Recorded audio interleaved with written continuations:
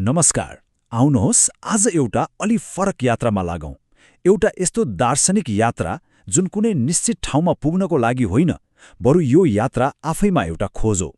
सुरु गरौँ है त यो अन्वेषण। र यो यात्राको सुरुवात नै हेर्नुस् त कस्तो गहिरो कुराबाट हुन्छ। यहाँ कुनै यात्रा गर्ने मान्छे छैन, केवल यात्रा आफै छ। यो एउटा यस्तो सत्य हो जसले हाम्रो हरेक कुरामा परिणाम खोज्ने बानीलाई चुनौती दिन्छ। यहाँ प्रक्रिया नै सबै थोक हो, परिणाम होइन। ल त्यसो भए यो यात्रा सुरु चाहिँ कहाँबाट भयो त? यसको जरा कहाँ छ?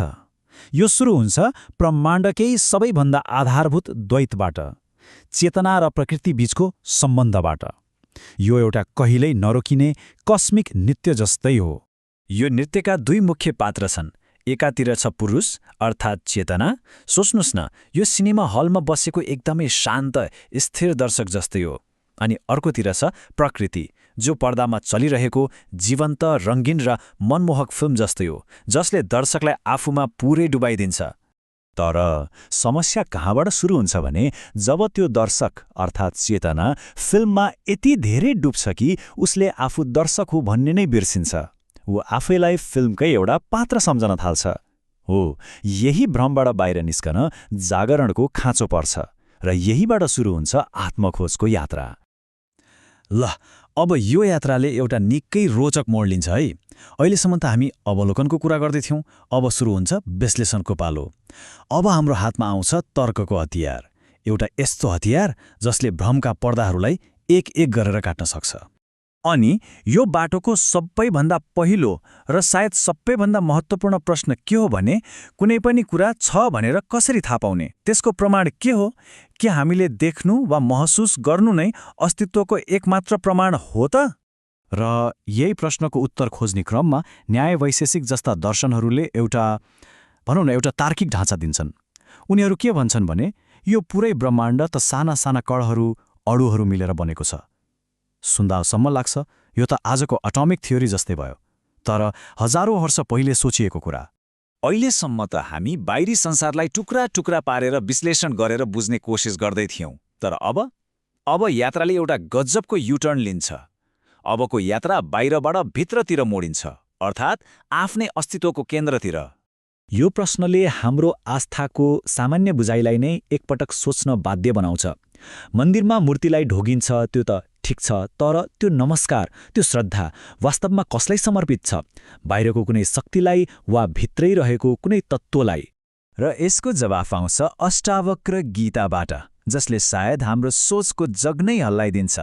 जवाफ छ मेरो नमस्कार मलाई नै छ। एकछिन सोचौँ त यो कुरा। होइन, यो कुनै अहङ्कारको कुरा होइन है।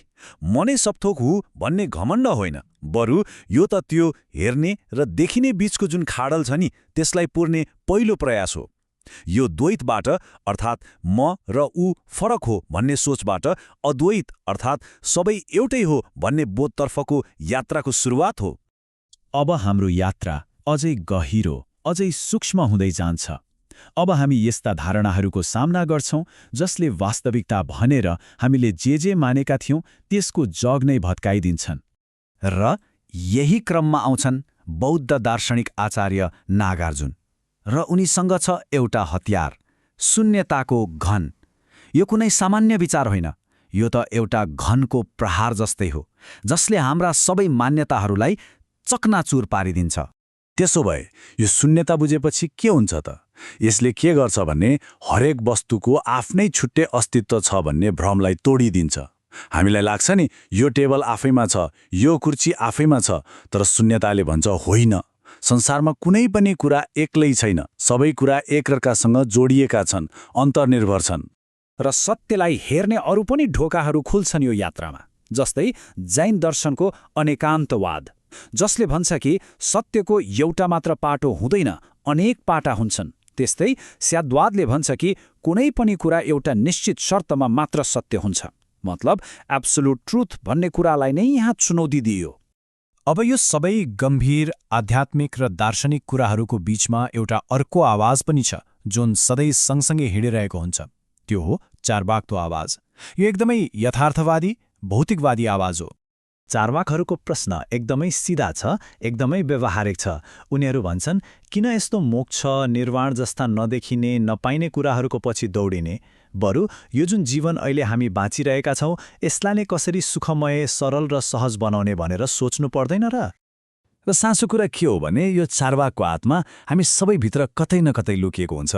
बेला बेलामा त्यो बाहिर निस्किन्छ र यी सबै गहिरा दार्शनिक कुराहरूमाथि प्रश्न उठाउँछ अनि हामीलाई ल धेरै नउड भनेर भुइँमा ल्याइ पुर्याउँछ। ल, अब यो यात्रा एउटा यस्तो मोडमा आइपुग्यो जहाँ शब्दहरूले काम गर्न छोड्छन्, तर्कको सीमा सकिन्छ। हामी यस्तो क्षेत्रमा प्रवेश गर्दैछौँ जसलाई व्याख्या गर्न सकिन्न, सायद केवल अनुभव मात्र गर्न सकिन्छ। कुरा एकदमै सिधा छ, हेर्नुहोस् है।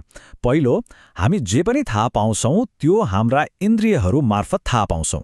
दोस्रो, हामी जे पनि व्याख्या गर्छौँ त्यही इन्द्रियहरूले दिएको जानकारीको आधारमा गर्छौँ। तर के होला यदि परम सत्य यी इन्द्रियहरूको पहुँचभन्दा पर छ भने? त्यसैले यो यात्राको यस चरणमा सबैभन्दा गहिरो निष्कर्ष के निस्कन्छ भने मौनता। जब परम सत्यको कुरा आउँछ त्यसलाई शब्दमा बाँध्न खोज्नु नै मूर्खता हो। त्यसैले त्यसलाई छ पनि भन्न सकिँदैन, छैन पनि भन्न सकिँदैन। यस विषयमा मौन रहनु नै सबैभन्दा ठूलो ज्ञान हो। त्यसो भए आजको लागि हाम्रो यो यात्राले यहीँनिर एकछिन विश्राम लिन्छ। तर यो अन्त्य भने पक्कै होइन है। यो त एउटा सुरुवात मात्र हो। भविष्यमा सायद हामी अद्वैतको त्यो विशाल सागरमा डुबुल्की मार्नेछौँ र तत्त्वमसि अर्थात् तिमी नै त्यो हौ जस्ता महावाक्यहरूको रहस्य पनि खोल्ने प्रयास गर्नेछौँ।